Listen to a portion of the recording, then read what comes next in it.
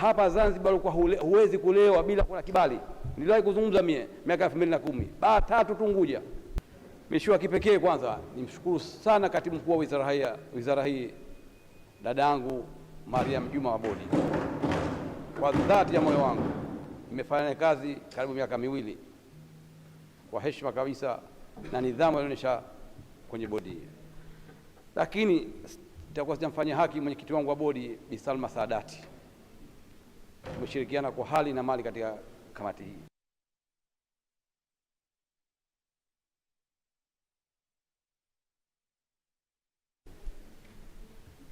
Kwenye kamati ya ulemavu.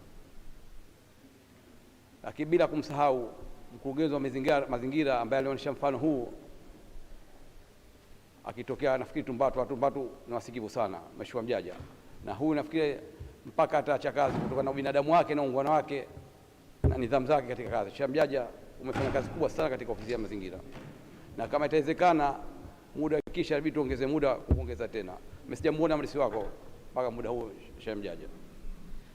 Lakini nitakuwa sitamfanyia haki Kanalo Burhani wa Madawa kwa kazi nzito na ambayo haina mvua, haina jua, haina saa, haina usiku, haina mchana. Mazingira yake magumu. Kanalo umefanya kazi moja ya kupongezwa. Mheshimiwa, nazuia fungu na kwa sababu naomba mwandike asijakuja yalonikuta jana. Na jana mimi nilisema sitozuia fungu, nitahitaji maelezo lakini sikufahamika. Sasa nitataja P02 usimamizi wa watu wenye ulemavu. Ishaandikwa?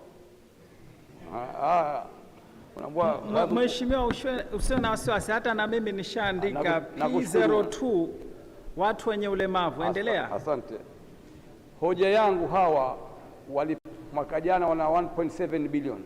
Cha kusikitisha ndio ngasema kilio kinaanza na Mfiwa. Nilikuwa katika bodi. Wamepewa milioni 100 na kidogo. Mazingira si sote hapa ni walemavu watarajiwa. Zile 1.7 bilioni. Oh, wanakuwa milioni 150 sio kazi zimefika. Watafanya kazi vipi hawa?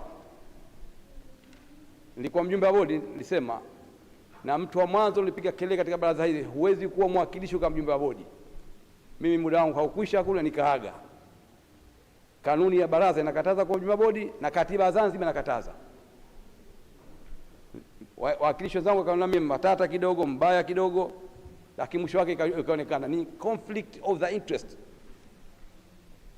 Mke hawezi kuwa na mabwana 3 au 4.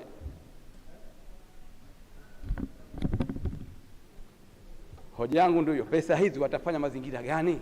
Na sitoshe hata usafiri wa gari moja Unguja na Pemba. Sisi wote ni walemavu watarajiwa. Kwa hili fungu sana nalizuia. Haiwezekani. Na pesa nyingi zinatoka kwa fadhili.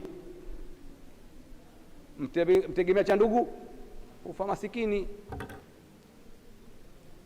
Serikali hapa inatia pesa kidogo. Itueleze kwa sababu gani? Sisi sote ni walemavu watarajiwa. Hakuna mkamilifu. Kwa hilo fungu hilo gari moja tu Unguja na Pemba. Tena nyingine gari zao wanatumia. Haiwezekani. Hapo baada ya bajeti gari hapa nafikiri waziri wa fedha nitakuja kumsimamisha mambo haya kama nitafika. Binadamu hamna kitu. Na miundombinu ya sheria namba 8 ya mwaka 2022 kifungu cha 33 nitahitaji maelezo. Majengo mengi yanajengwa sasa hivi yakiwemo maskuli. Mheshimiwa Sefu alisema hapa, tumetembea katika maskuli lakini lifti hayana. Na zimejengwa juzi na sheria ipo hii. Sheria hii waziri haikumpa nguvu, lazima irekebishwe.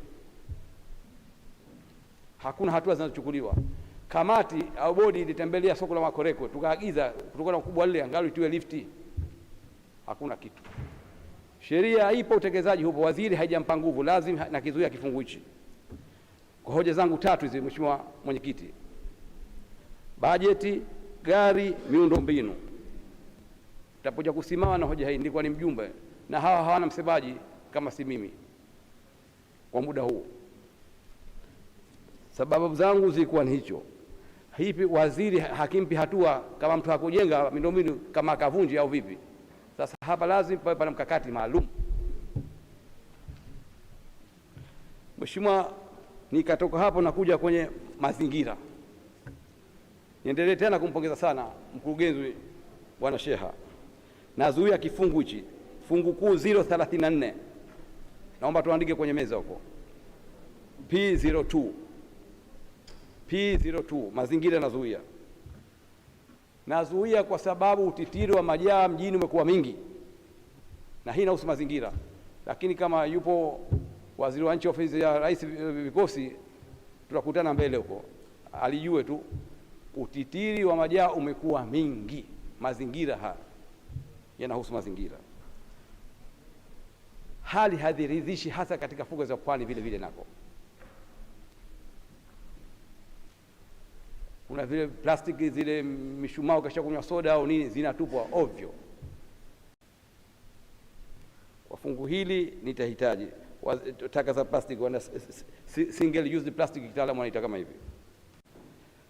Hapa kuna mradi huu wa hoteli ya Ngezi, hebu mje tuelimishe. Wakati mwingine kama wawekezaji kama hawa wanakuja kuwekeza, wawakilishi mtupe darasa, japo hatukulipwa kitu, lakini darasa inatosha. Msitu kama ule katikati, nasikia kuna hoteli inajengwa, mazingira yake yakoje na hali ile?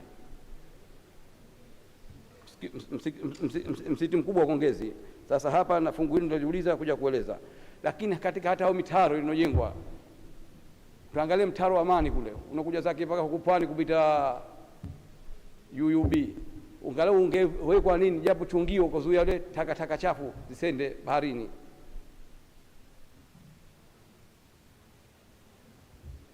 Swala za majaa, Mheshimiwa, hili ni kwa kero, na halmashauri hili wajiandae angalau kuwapa nyezo nini, vikosi kuwapa nyezo. Lakini jingine, Mheshimiwa Mwenyekiti, kuna kilio sasa hivi kimetoka kipya. Kuna dawa inaitwa heroin tramadol za mental, hizi dawa ziko mitaani. Hizi tunahitaji maelezo. Dawa hizi ziko za madonge ya kidongo chekundu, sasa hivi yako mitaani. Heroin tramadol, tueleze sababu gani hasa vidonge vile vya wagonjwa viko mitaani?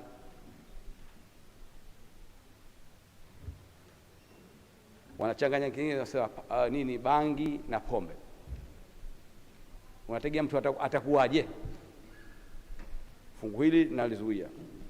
P01, naomba liandikwe tena kwa P01 liendelezwe.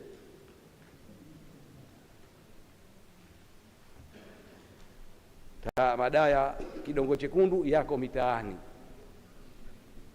Tuje kunako ukimwi, ukweli usiofichika.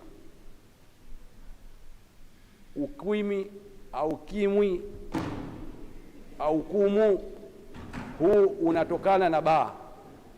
Baa zimekuwa nyingi,